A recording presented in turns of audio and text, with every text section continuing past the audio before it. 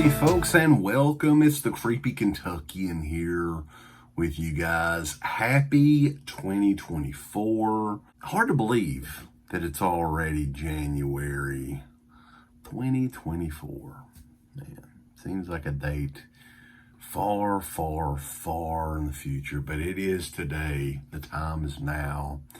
And the very first review that I'm doing for you guys in 2024 is a really cool one that came out recently from our good friends over at Kino Lorber. It is part of their brand new Kino Cult line. And this is an interesting one because this is number 5 of the Kino Cult line, but this is the very first 4K UHD edition that they have brought forth, boys. Look at that, 4K. Look how shiny it is.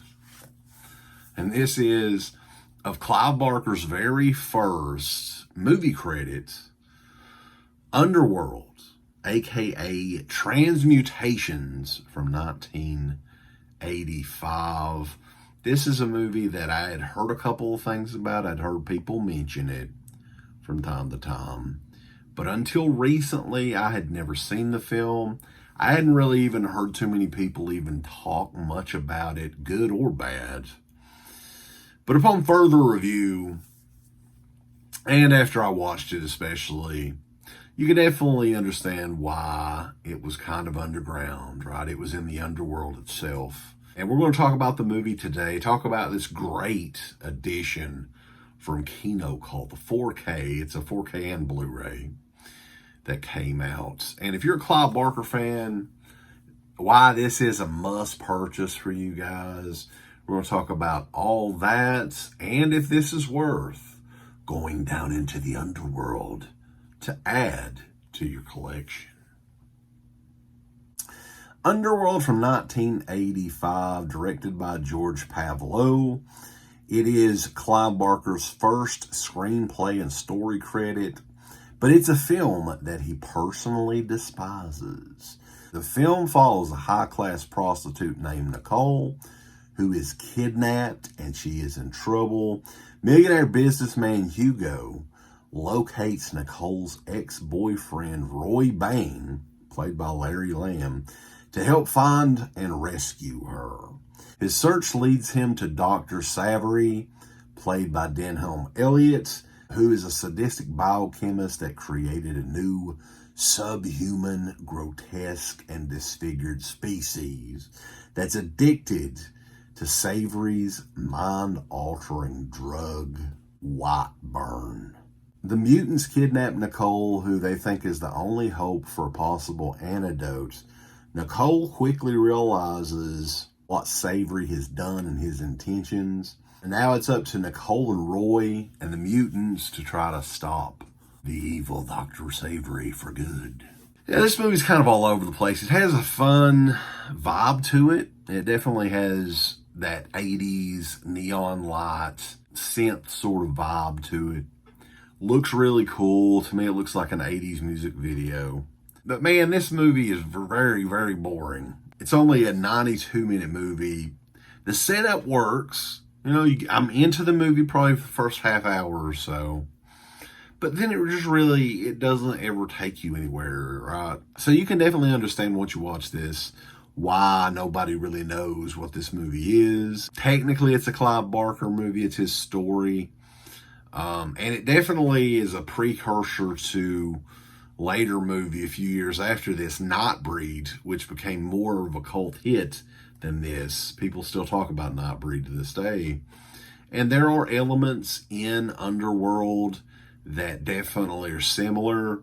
However, this movie is not on a Nightbreed's level. Not even close, actually. That's not to say I didn't enjoy this in some way.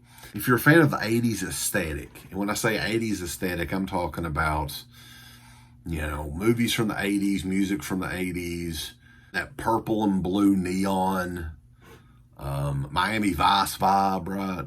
That sort of thing. You'll probably enjoy this for what it is. It's visually stunning. The 4K of this actually looks great. There's nothing negative to say about the transfer on this thing. Kino does a fantastic job. This has like 3.8 out of 10 on IMDb. It's not a well-liked movie. Clive Barker personally hates this movie as well, for probably a multitude of reasons, who knows. This was his first screenwriting credits, and it is something that is worth looking at. Again, do I think this is like the worst movie of all time? No. Actually, there's some interesting things in it, but it's very slow.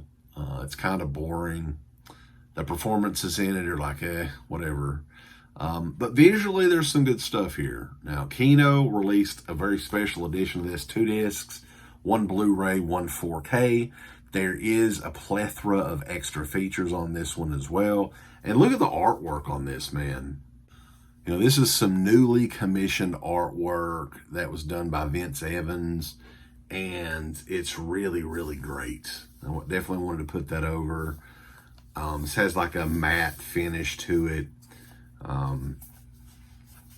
Slipcase, inside the slipcase, the exact same artwork, and you can see the 2 discs there. There is also a reversible slipcover using the alternate title, which in the US, I believe this was the only way to see this movie, as Transmutations, and that's some really, really, really bad artwork there. It's pretty cool that on the alternate side they give it the alternate artwork and name, which is pretty neat. We're going to go through some of the special features on this. Included is brand new audio commentary with the director George Pavlou, moderated by Stephen Thrower, the author of Nightmare USA. There is an alternate 103-minute cut, Transmutations, archival behind-the-scenes footage, artwork, stills, storyboards, makeup tests, and Clive Barker designs.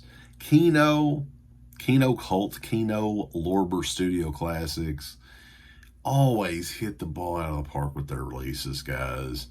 I really, really, really dig all the stuff that they do. Now, they went all the way with this, doing the 4K with this and everything. Transfer on this is fantastic. It's a solid addition. If this is something that you're interested in, if you're a Clive Barker fan, if you've never seen this, this should be on your must-watch list. It's an interesting look, 1985, early Clive Barker stuff on film. Clive Barker's Underworld is out now from Kino Cult. Check it out. Be sure to check us out. We're over at deadpit.com. Give us the thumbs up. Up your butt. Like, subscribe. And if you subscribe, here's something else you can do. Once you subscribe, you can click the bell notification, right? And it'll notify you anytime that Dead Pit puts up new shit. Or don't. I really don't give a fuck. If you do I want you to. I don't care. Let's keep our community growing here on YouTube. I don't like it. I don't want you to do nothing. Listen, they need to do that now. No, don't you dare touch it. Thumbs up. Subscribe. And click that bell. There's all kinds of wonderful shirts over at shop.deadpit.com. Simply the best horror shirts. On TeePublic, there are others, but they all suck. You can get some Dead Pit radio shirts. You can get Last South on the left. The Hills Have Eyes. Texas Chainsaw. Oh, wait, you can't say Texas Chainsaw. All kinds of shirts, folks. You're gonna love them. Shop.deadpit.com. Thank you to all of our supporters on Patreon. Dead Pit on Patreon.com is the only place to check out a complete archive of the old Dead Pit radio shows all the way back from 2005 on, in addition to the midweek shows, fan commentaries, exclusive podcasts, and much more. Dead Pit on Patreon.com if you're interested. Tiers start at only $1.